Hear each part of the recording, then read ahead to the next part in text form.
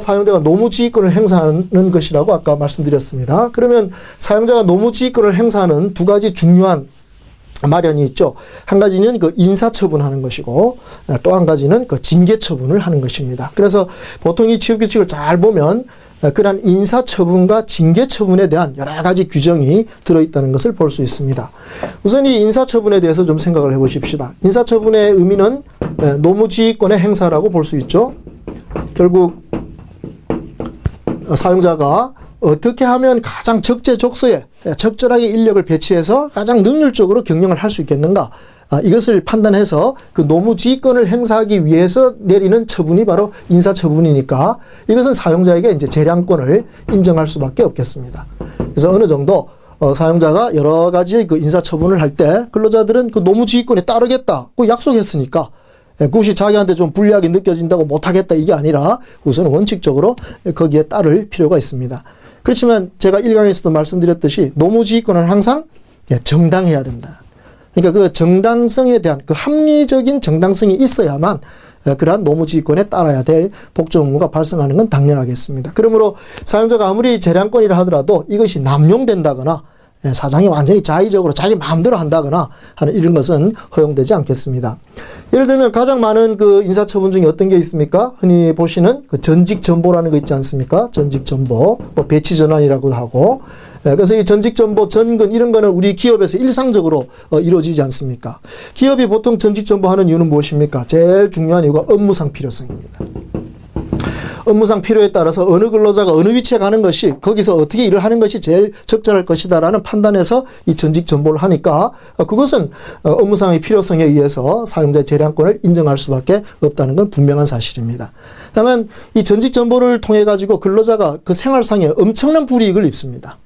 어떤 경우에 뭐 교통이 나쁜 지역으로 어떻게 전보되어 가지고 뭐 출퇴근하려면 뭐 전에보다 엄청 많은 시간이 걸린다.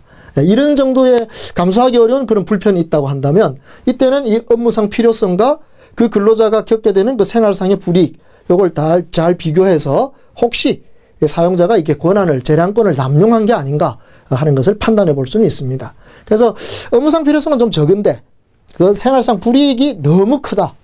그렇게 된다면 그 경우는 이 전직 전보가 정당하지 못하다라는 판단을 받을 수도 있겠습니다. 그러나 최근에 와서는 대부분의 경우 이 전직 전보의 경우에는 근로자가 약간 생활상 불이익을 느끼더라도 이것이 업무상의 필요성이 있어서 하는 것이라면 그것은 사용자의 재량권에 속하는 것으로 정당하다고 인정하고 있는 것입니다.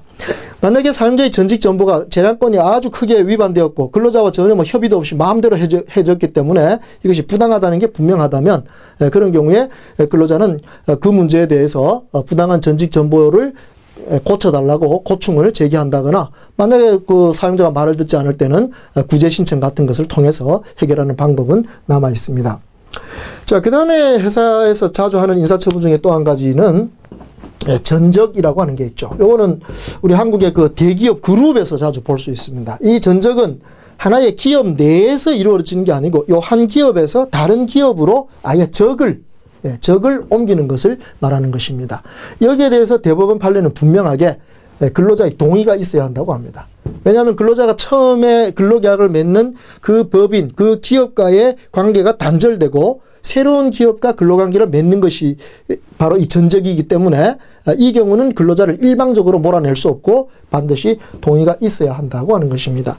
다만 큰 기업 그룹에서 이 그룹 내에서 이 기업 저 기업으로 옮기는 게 이제 워낙 일상화되다 보니까 그러한 관행에 대해서 근로자들이 승복하고 있다면 그것을 뭐 크게 불편해하지 않는다면 그러한 경우 전적은 뭐 동의가 없이도 이루어질 수 있는 가능성은 충분히 있다고 보겠습니다. 그 다음에 이루어지는 또 인사처분이 어떤 게 있습니까? 휴직이라는 게 있죠.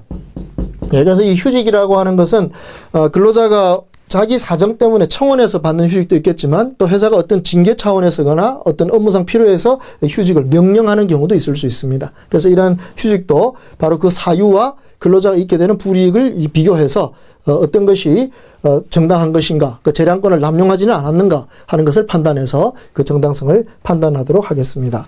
또 어떤 인사처분을 보셨습니까? 직위해제 같은 게 있죠. 직위해제, 대기발령이라고 하는 게 있습니다. 이런 것들은 근로자가 그 직위에서 계속 일하는 것이 상당히 좀 어려운 점이 있기 때문에 예를 들면 어떤 징계 처분을 받기 위한 어떤 절차를 밟고 있다든가 하기 때문에 당분간 그 직위에서 해제해서 일을 못하도록 하는 것이죠. 대기 발령도 거의 뭐 비슷한 성격입니다. 그래서 이런 직위 해제나 대기 발령은 징계 이전의 단계에서 보통 행해지고 징계와는 다른 거니까 꼭 징계 절차를 밟지 않아도 된다는 점 유의하시기 바랍니다. 이 직위 해제나 대기 발령 받는 근로자들은 이거 나를 징계했다. 왜 징계 절차 안 밟고 하느냐 이렇게 이제 불만을 가질 수 있지만 이것이 징계하고는 조금 다른 성격의 유보적인 성격이라는 점을 이해하신다면 그것은 반드시 그런 절차는 필요 없다는 점 알아두시면 되겠습니다. 다만 직위 해제를 당했거나 대기 발령을 당했다면 근로자의 직위가 굉장히 불안합니다. 그러니까 바로 그 불안한 기간을 상당히 짧게 가져가야 되죠. 그래서 사용자가 직위해제 시키고 대기 발령시켜놓고 그냥 내버려 두고 장기간 그것이 방치되게 한다면 이것은 분명히 권리 남용에 해당할 수밖에 없을 것입니다. 그래서 그런 점만 유의하신다면 이런 전직 전보, 전적, 휴직, 직위해제, 대기 발령과 같은 그런 흔히 일어나는 인사처분들을 둘러싸고 노사가 크게 다툴 문제는 아니라고 봅니다.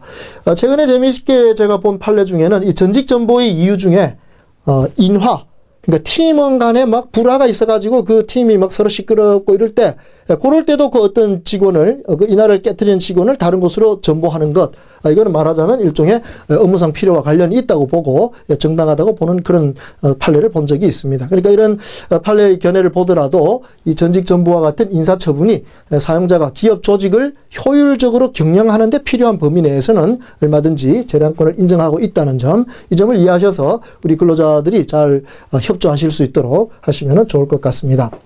이제 조금 중요한